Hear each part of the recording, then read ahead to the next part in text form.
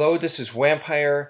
I've received some questions, so I would like to answer that in this video. I'm going to keep it anonymous, and here's the first question. Basically, this guy says, I'm hoping to learn Arnis, and what do you think about this style? This is a more street fighting influenced Arnis. And he sent me a link. I watched the link, and basically, anytime you're talking about a style that is going to be more street fighting or more realistic towards combat, that kind of thing, I think there's really two things that you really need to be careful of.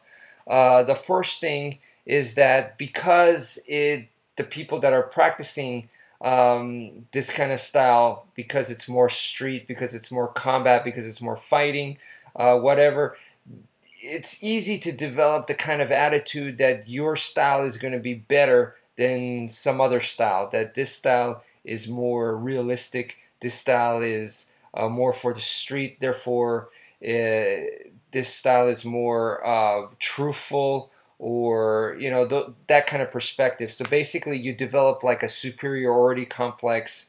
You don't want to be that way, okay? So you have to lose the ego, you have to lose the pride, you have to be respectful towards other styles. So just be careful. Just because in what your mind is, pursuing the truth, doesn't make your style better than other people's, okay? So just keep that in mind.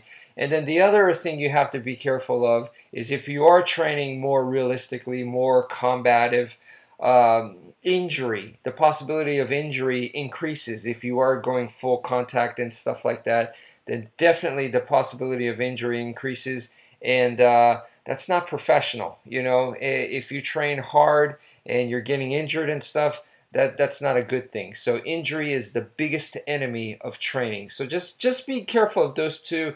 This particular style, I saw the video. And, just like any other style out there, I believe there's pros and cons. And, if there's something about this style that clicks for you, something that you feel like you can relate to, something that appeals to you, then go for it. It encourages you to train. That's a good thing. Be respectful towards other styles. So that's all I really have to say about that. So good luck in your training, and I hope it works out well for you, okay? I really don't believe that one style is going to be better than another, and I really don't believe that styles is that important. More important is how you train, how disciplined you are, how you nurture yourself and grow and evolve as you learn more and more about martial arts, how you keep an open mind, how you are respectful and professional.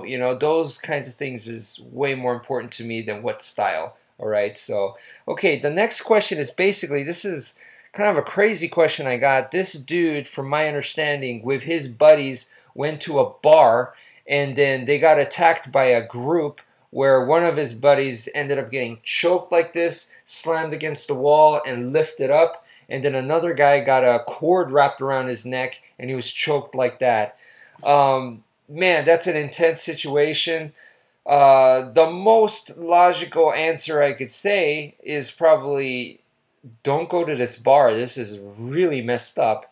Another thing is you guys got assaulted. If you guys were there at the bar just to have fun and this happened to you, you need to call the cops and tell them that you were assaulted and press charges. It's as simple as that.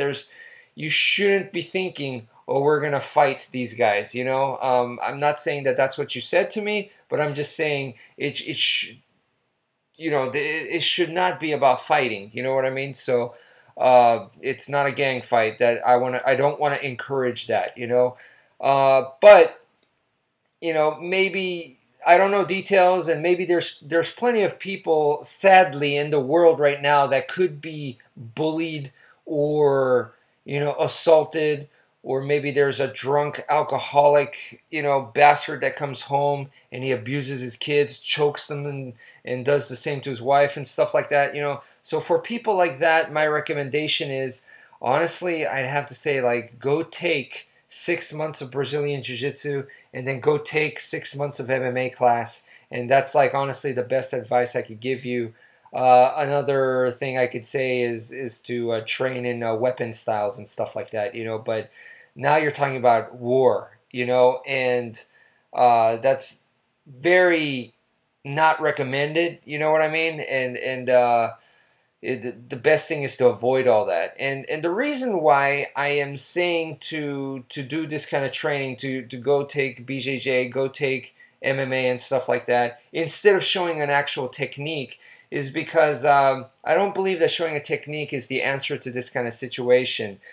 Basically, I think what you need to do is get some full contact sparring at a professional gym, training at an academy, and getting some serious sparring in, getting used to force and aggression, and then moving up to MMA where there's going to be punching and kicking and stuff like that. Just getting used to all that, training alongside people that are actually competing. Hopefully, maybe you'll even get some competition experience as well, where you feel the intensity and the pressure. Those kinds of things are extremely important, so that you could perform under pressure when your adrenaline's pumping and stuff like that, under extreme stress. So those are the things I feel, basically, to have that kind of fight mentality, to live and breathe fighting in order to survive something like this. So that's what I recommend. The technique, every technique is just a tool, and there's no guarantees. In order to make the techniques come alive, you have to become a warrior. And to become a warrior, you have to go through fight training. You have to go through severe competition, sparring, full contact training type stuff. So that's my recommendation.